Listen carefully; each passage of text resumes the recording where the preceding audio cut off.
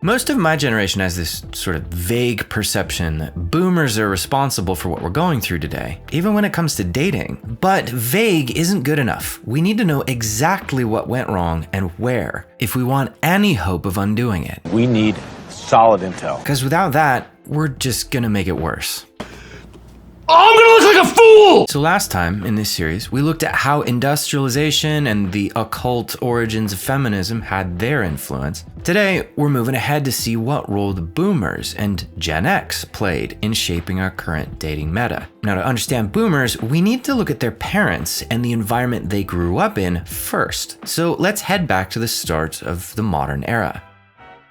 This is the exact opposite of the harsh, terrifying pre-modern world where we started our journey. Because after the war, things are great. This might even be the best time to be alive, ever. Certainly the best time to be dating. Remember, throughout history, only about 40% of men had the chance to procreate. Now it's something more like 90%. Marriage and long-term relationship rates are at some of the highest levels ever, which makes sense. GIs are coming back from war, bringing all that victorious optimism, masculine grit, and drive to achieve great things with them. Couple that with how heroic these men seemed to women, and these guys have absolutely no trouble dating or finding high-quality wives. Now, that's not the only reason dating is easy for them, though. They also come back to a relatively level playing field among men, not just with masculinity, but economically as well, thanks to a massive wave of prosperity that was pretty evenly spread out through a healthy middle class. At this time, you could buy a house with the average baker or milkman's salary, a laughable idea today. So, unsurprisingly, this is also the time when the amount of single-income households reaches its all-time peak. This matters because it means that most men were able to provide an equally good life for most women. Remember, the biggest reason why only 40% of men passed on their genes was hypergamy. For their own survival, women aim up for only the best men they can get, leaving undesirable, lower status men alone. But for this generation, relative equality kept hypergamy in check. Because if you're a woman, what's the point of wasting your time being too picky or moving up the ladder of men for a better guy when most of the men around you are pretty much at the same level? Now, by most accounts, people are fairly happy during this time. I mean, they didn't call it happy days for nothing. But the industrial era norm of men leaving the home for work is starting to have a strange side effect. Because men and women can't see what the other is doing all day anymore, they start to resent each other. Now, this doesn't seem to affect men quite as much, possibly because they're too distracted by work and they just want peace and quiet. While back at home, new technologies and appliances mean women don't have anywhere near as much to do as they did back when they lived on farmsteads, especially once the kids are gone at school most of the day. That means they're bored. Now again, we could just leave it at that, but there's also an empathy gap widening that will have consequences for the rest of this video, so it's worth a deeper dive. Here's an example. Have you ever seen a woman get angry with her husband for forgetting to take out the trash when he just got home from a 60-hour work week? Well, you could easily argue this is because men and women perceive the world differently. Men see objects and concepts like cause and effect as the most real things, while women perceive emotions to be reality. What she feels at any given moment is the most real thing to her. Now that can be a good thing. That sensitivity helps women to be nurturing and to build healthy communities. The downside is that also means women don't care as much about abstractions. Now, this is a problem because now that men leave to go to work, all his effort is an abstraction to her, so she can't feel anything about it, which means it's not a part of her perceived reality. That makes it a struggle for her to feel any empathy for his exhaustion or appreciation for his effort. What she can see are her own efforts, so she feels like she's done a lot of stuff while he hasn't done much of anything around here, which of course makes her frustrated. All this boredom and bitterness creates a rising swell of resentment that can't stay bottled up forever. Back to relationships. Emotions like romantic feelings aren't the sole purpose of relationships yet. But people do now choose relationships based almost entirely on how they feel. Now, this isn't causing any problems at the moment, but it will in the future, thanks in large part to our good friends, the Mad Men.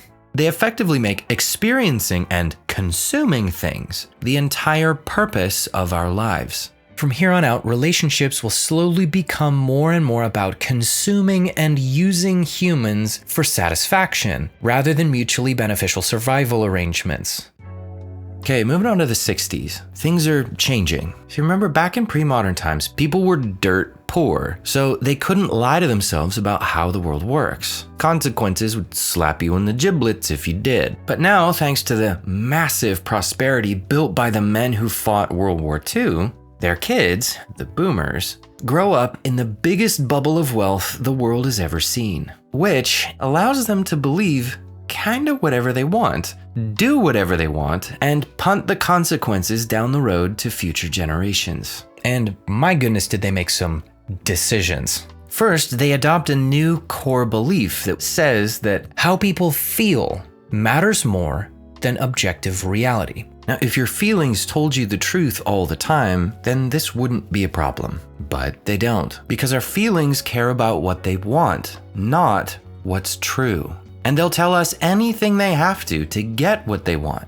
That makes this one of the most dangerous lies ever told. And it will spawn many more lies later on. Next up, they attack their parents' traditions and chip away at the cultural norms holding society together because they see themselves as prophets who will save the world from the soulless and heartless machine their parents built for them. And the biggest of these norms is male leadership. And you guessed it, feminism comes roaring back with a vengeance, and all that boiling resentment from the last decade finally explodes. Now, my people, Christians, begin to notice feminism. But because they unconsciously accept the feminist premise that your power is your worth, many begin to soften or remove teachings on male headship to make Christianity more palatable to the feminist worldview. They don't seem to realize that, for one, they're basically saying that God made a mistake, and two, they're reinforcing the premise that you need something more than just to bear God's image or be his child to be satisfied and valuable. Now, there are men and women who push back against this, but since even conservatives fail to spot the feminist premise that your power is your worth, they don't understand why everyone feels like male leadership is demeaning to women in the first place. They just keep stubbornly saying that men should lead because the Bible says so, and that's that. So they alienate their opponents and lose the battle for people's hearts and minds without understanding why. Let's check in on dating again. How's it going? Well, the economy is still going strong, home ownership rates are going up, and income is still fairly equal with a strong middle class. So, since average women still have little reason to aim up or move up, relationship and marriage rates continue to stay very high. This little reprieve from hypergamy allows everyone to believe that it doesn't exist anymore, which is a huge relief as far as they're concerned. Nobody wants to believe it anymore anyway. Hypergamy is a very uncomfortable discussion. And not just for women who don't like how it makes them look, men don't want to believe it either, partly because of how they were raised. See, at this point, boys no longer enter the world of men at 8 to 12 years old. It's now in their late teens to early 20s, if ever. This teaches them to seek the approval of women, because for their whole formative life, women are the approval givers. Then when these guys grow up, they bring this approval seeking into their relationships. And it does two things. It makes guys desperately want to believe that women are transcendent, angelic beings, because if a goddess or an angel were to swoop down and choose him, a mere mortal, that would make him feel incredible about himself. It feels so much better than if a normal human woman were to choose him. The other thing it does is it makes guys want to believe that women choose men romantically, not practically. Because if she wants me unconditionally, exactly as I am, then that validates me as a person. But if she's attracted to me for what I have or what I can do, well, those are external things. That's not me. That doesn't validate me as a person. This, of course, means guys now hate the idea of hypergamy. So now that there's a somewhat level playing field between men, guys take the opportunity to forget about it. And they replace it with a romantic fantasy, where women are angelic creatures of light who swoop down from the heavens, and they choose men based on a rush of warm, fuzzy feelings that the universe, or God, sends to her when the time is right. And that it has nothing to do with his traits, his status, or what he brings to the table practically. This fantasy is so intoxicating, it gives women a huge amount of emotional leverage over these men. Because if she were to ever say, I don't know, withhold her approval or shame him, he would fold faster than a modern church pew. But that would never happen, would it? The new level playing field for men also allows them to believe that sexual liberation would have no consequences. See, enough men were getting the commitment-free sex they wanted that it made sense to convince themselves there would be no future consequences for deleting the cultural values of chastity, fidelity, and loyalty from women's psyche. Or their own, for that matter. In fact, most people still think all this freedom will improve their quality of life. Check back later to see if it actually does. Some final notes before we leave the 60s. This is a quote from the University of Michigan. In 1968, Paul R. Ehrlich published an extremely influential book, The Population Bomb, which warned of a future filled with starvation and environmental disasters directly associated with overpopulation. Young people concerned about the environment, especially women, were deeply influenced by Ehrlich. You'll also notice a good number of elites like Bill Gates and the WEF were also influenced by this book. Why is that important? Well, let's move on to the 70s, see how this plays out. Environmentalism begins its rise to popularity. What does this have to do with dating? Well, thanks to the population bomb, people now believe there are too many humans and that we should prioritize the planet over people. This logically leads to one place: get rid of the humans and stop them from having babies. Now, since dating and marriage leads to babies, it makes sense that some people won't want dating and marriage to go smoothly anymore. Now, complete coincidence, no-fault divorce laws are passed for the first time in California by none other than our Republican Lord and Savior, Governor Ronald Reagan himself. Divorce rates immediately skyrocket, with women doing most of the leaving. Whoops. Now, this will be justified by feminism, saying that these are all abused women finally being liberated from their tyrant husbands. But again, the data doesn't support this.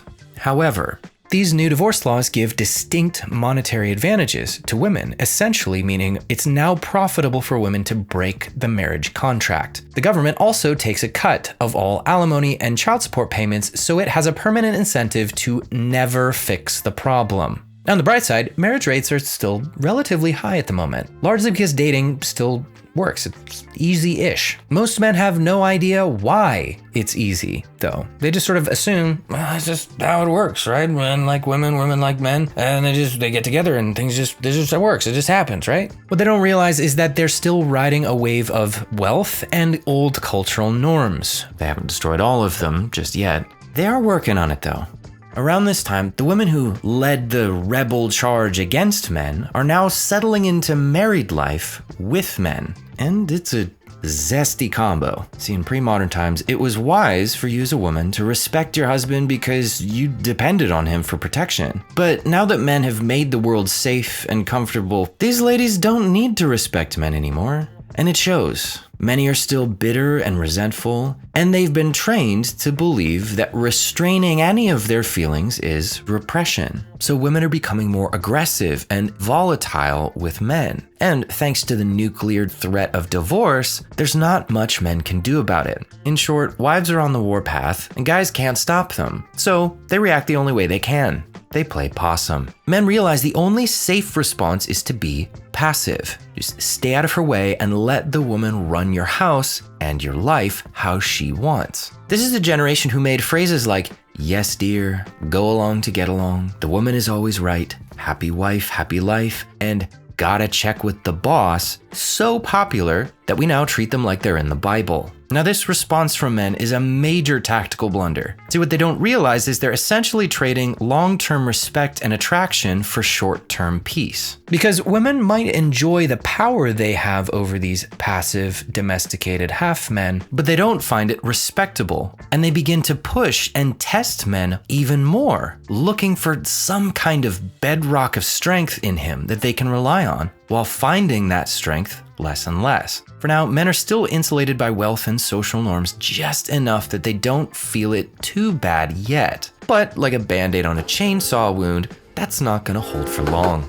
And it means boys now grow up watching their dads lie through their teeth to protect the peace in the household. And so boys are taught that it's always right to lie to women to protect their feelings. This new passive, nice guy approach also teaches young guys a complete lie about what women are attracted to. Today, we call it the blue pill. And it has three main parts. The first two are already in place. The belief that women are transcendent angels, and that women choose men romantically. Now they add the third piece, the belief that women want nice guys. Now, this does come partly from guys who were raised by their moms to be nice, so it makes sense to them that women would want a nice guy. But these guys have been watching their dads too, and since their dads have been playing possum to keep their moms happy, guys now think the way to a woman's heart is to appease her and do whatever she says. Guys start to believe that if you make yourself as harmless, docile, and soft-edged as possible, anticipate all her wants and needs while you pretend to be needless and wantless yourself, and generally just be a really nice guy, then women will be attracted to you, they'll respect you, and things will go smoothly for you. Now, the blue pill is fully armed and operational. And since dating is still pretty easy, because things are still fairly equal among men, all this seems to work just fine. But if the immense bubble of wealth protecting this generation were ever to burst, it could cause a few problems for somebody. Oh! Skipping ahead to the 80s, things are starting to look a little, masculine. Women notice that our culture idolizes powerful men, so they try to become like men. It's Ms. Kennedy, and why can't you be my executive secretary? What they don't realize is this is actually degrading to women. Instead of elevating femininity, the very essence of the woman, they make the essence of the man the thing to aspire to. In other words, they're saying to each other, ladies, you should become a man because men are better than women. Whoops. Turns out friendly fire is on for this match. The effects of the population bomb start to creep into the mainstream. Married mothers come under attack for being regressive in mainstream media. See, by this point, romance isn't just the way that relationships are chosen, it's now the entire purpose. Kids are now seen as an unfortunate byproduct of romance and a signal that the authentic phase of the relationship has ended. You can see this in the way that parents are portrayed as being sick of each other and resentful of their kids. The hard-fought prosperity built by the greatest generation is beginning to crumble at this point. Life starts to get more expensive. The majority of men are still able to provide a decent middle-class lifestyle for a woman though, so dating still works for most men, but some cracks are beginning to form. Income levels are starting to spread out, so the equality that had been keeping hypergamy dormant is starting to go away. Marriage rates start to go down, while divorce rates hit an all-time peak. At the same time, more comfortable jobs that women find desirable exist than ever before, and women are encouraged to get into the workforce as much as possible. Unlike in pre-modern times though, this isn't meant to be collaborative work. Women are told to do this entirely for themselves. At this point, women truly don't need men to survive anymore. So naturally, sex and emotions become the primary leverage in relationships. And since men typically want sex more than women do, women hold more power in most relationships by default. This also frees women up to weaponize shame as a shock collar to keep men in line without any consequences. Oh yeah, and our favorite lie from the 60s, that feelings matter more than truth, is starting to have another effect. See, people now believe that if you upset someone, you are harming them.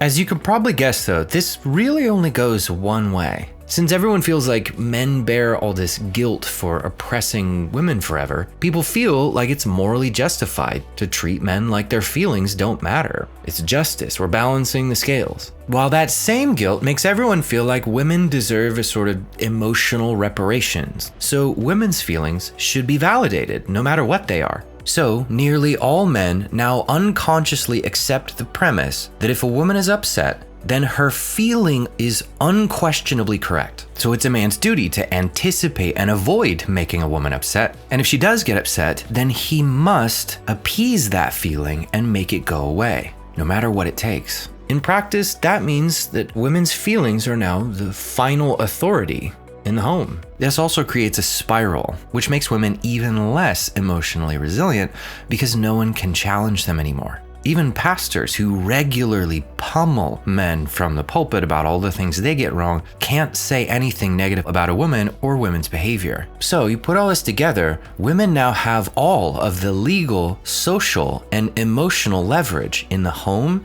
and in every institution, including the church. And all this leverage is so powerful because it's now baked into our modern sense of morality. It feels morally wrong for anyone to challenge, rebuke, or exert authority over a woman, even if the situation calls for it. Since nobody wants to feel like a bad person, no one can criticize them for the way they use this leverage without paying a heavy social and emotional cost. So at this point, women are like agents in the Matrix. We have survived by hiding from them, by running from them. But they are the gatekeepers.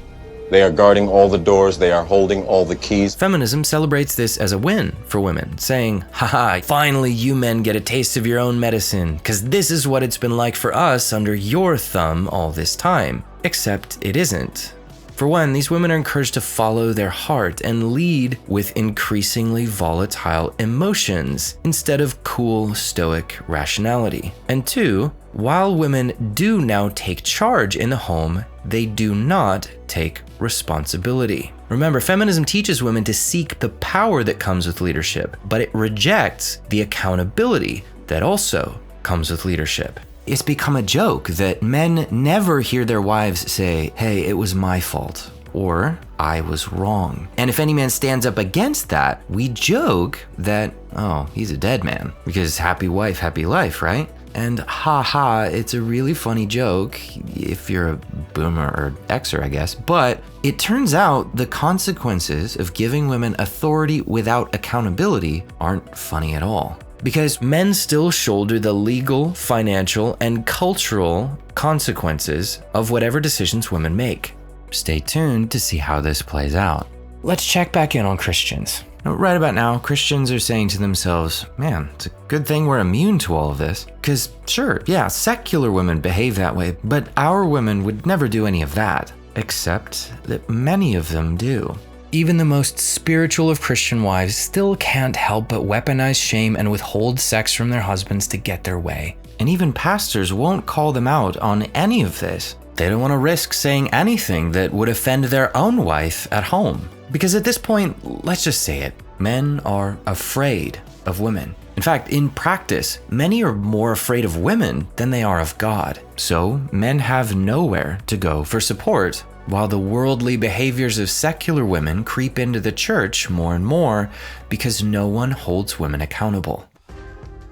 Okay, 1990s. Parents get paranoid about the dangers of outside, so they shut their kids indoors and start calling the cops anytime they see a kid unattended. For boys especially, this takes away their chance to practice making choices, navigating the world, and solving problems on their own, which dampens their decision-making confidence. This is just one example of a growing trend of overparenting that's turning boys into passive followers who take no initiative and need permission for everything. And since confidence is possibly the most important thing that men need to attract a woman, this could turn into an issue when they grow up. The economy, not what it used to be. The number of people under 44 who own a home has been dropping drastically since 1980, and in the 90s, it reaches a critical low. The government notices this and moves a few regulations around to incentivize banks to give home loans to people who can't afford them. This will have no consequences whatsoever. Income and housing costs have also been separating since the early 70s, and it's now reaching a point where people are beginning to feel the squeeze. As income becomes less equal and the middle class begins to shrink, it now makes more sense for women to aim up and get only the highest level man that they possibly can. To make this even more difficult, these guys were raised to be passive and compliant, so fewer of them are aggressive enough to succeed in this tougher economy. So for the first time in decades, we see that fewer men are able to reach women's standards. In short, things get harder, women get pickier, and these guys aren't equipped to handle it. On top of that, another problem is brewing. Remember how the Mad Men of the 1950s made us believe that the purpose of life is hedonic pleasure and consumption? Yeah, it's now becoming common for people to treat romantic partners like physical or emotional pleasure objects to consume and discard like a bag of Doritos. You can probably guess how this plays out. Dating begins to break down. Marriage and long-term relationship rates begin to decline. Now, later in the 90s, parents started to become aware of the problems in the dating world. The trouble is, modern Christians have no framework for understanding these problems because they have no experience with it, and the Bible says very little about it. However, because the Bible says a few things, most Christians assume that means the Bible says all you will ever need to know about it. Christian leaders hastily scrape together some dating lessons based on out-of-date experiences, assumptions, and a handful of out-of-context scriptures. What they definitely don't base it on is any recent experience or evidence. This could turn into an issue later on. Now, in the late 90s, a narrative arises among Christians that dating itself is the problem. Because with all of its get-togethers and breakups, it's thought that dating is essentially practicing divorce. So in response, the courtship movement begins, pushed mostly by Christian moms. Courtship is an idealized, romanticized version of Victorian-era courting, which transposed to the modern world ends up looking just like hanging out in groups and being friends with the opposite sex until the day you get married. This fails miserably for most people because it turns out most women are not attracted to men who treat them like friends. But thanks to the blue pill, no one can figure out why. This debacle speaks to a larger problem that's taken root. Remember, how women feel matters more than reality, and women hold all the levers, so all dating or relationship advice has to make women feel good before Christians will accept and teach it. In other words, it has to be mom approved. That means Christian dating gurus can't teach boys the truth about how women behave because it makes them feel bad. So dating is tanked. Moving on, it's in the 90s that white knights begin to spawn out of the walls. These are men who view themselves as noble warriors who will slay any dragon to protect any damsel in distress that they encounter. In practice, they're really just defending women from anything that upsets them emotionally, even if the monster that's offending her is the truth. Now, some do this simply because it makes them feel like a hero. Some because they still crave women's approval, and they need to defend women's honor to keep that romantic fantasy propped up. Others do it because they think it'll make women want them. See, feminism has spread the perception among men that if they fight for whatever women ask, that the girl each white knight has a crush on will reward him with undying affection and swoon into his arms like a cheap airport romance novel. So to a lot of naive men, this looks like an attractive dating strategy. Now, because of this, white knights begin to run honest, truth-telling men out of every institution, including the church, leaving the big lie to take over completely unopposed. You didn't have to hit him with the airport novel. I did. It's necessary. He's coming for everyone's throat. This video is literally, no one is safe. Yeah. I am going after everyone in this one. I'm gonna be making a lot of enemies. It'll be fun. Also, before we leave the 90s, one fun story for you. So the world's first major dating website was created in the 90s, Match.com. Now, the site didn't have enough users at first, so the CEO recruited all of his employees and even his own girlfriend to make profiles on the dating site. His girlfriend then met another man on the site and left him for that man soon after. Yikes! This incident would turn out to be hilariously prophetic. If you want to see why, hit subscribe and stick around for part 3.